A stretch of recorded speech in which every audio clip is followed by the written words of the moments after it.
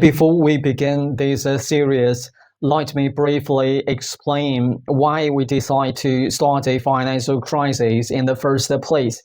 And over the past century, the global economy has experienced multiple major crises, each of which appeared on the surface to be triggered by completely different events. However, when we systematically reviewed these crises, from the Great Depression in 1929 to the Asian financial crisis in 1997 to the global financial crisis in 2008, we noticed something far more important than the event themselves. We noticed patterns.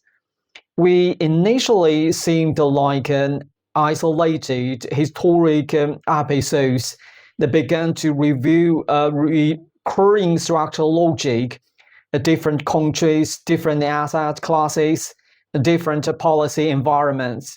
Yet the underlying dynamics were strikingly similar. This led us to a simple but powerful question. Are financial crises truly unpredictable events, or are they the result of structural imbalances that build over time? In this series, we will not attempt to predict the next crisis. Instead, we will focus on something more useful. We will try to understand why crises keep happening. Now, let us begin with a broader observation. If you look at across all major financial crises, you will notice that we rarely begin with a panic. They begin with a confidence.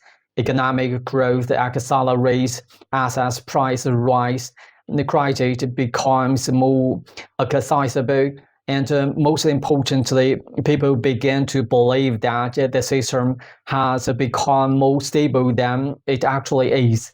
This phase is often described as expansion. However, from a structural perspective, it is also the phase during which imbalances begin to accumulate.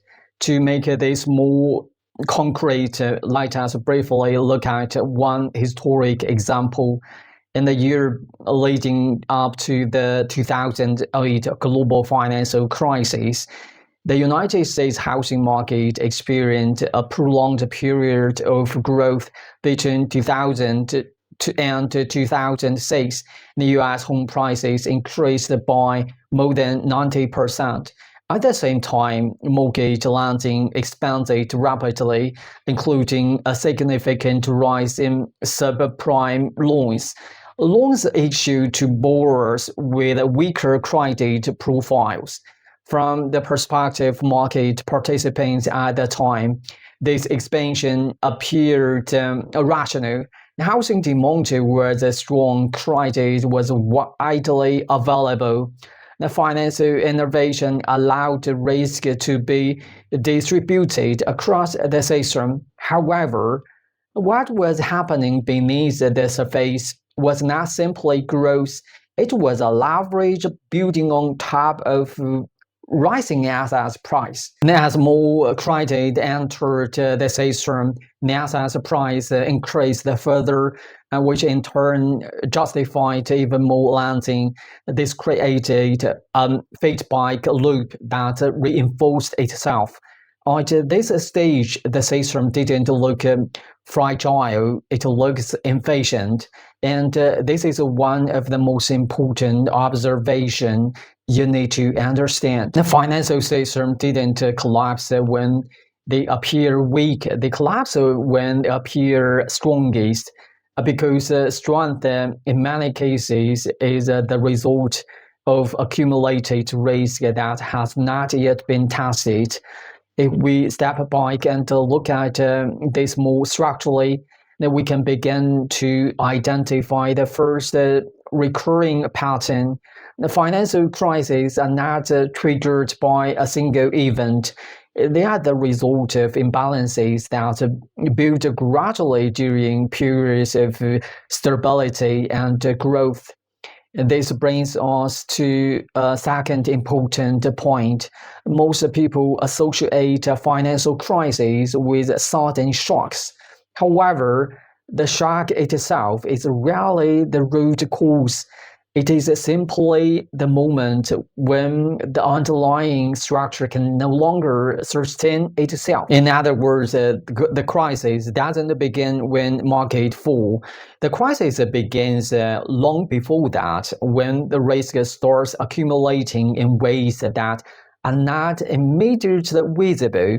If we summarize what we have discussed so far, we arrived at a foundational idea for this entire series.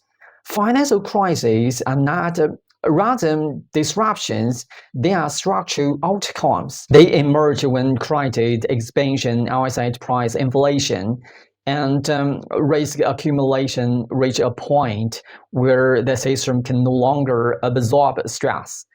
In the next episode, we will take this one step further. We will examine how bubbles actually form, not as an irrational event, but as processes that often appear reasonable at every stage along the way.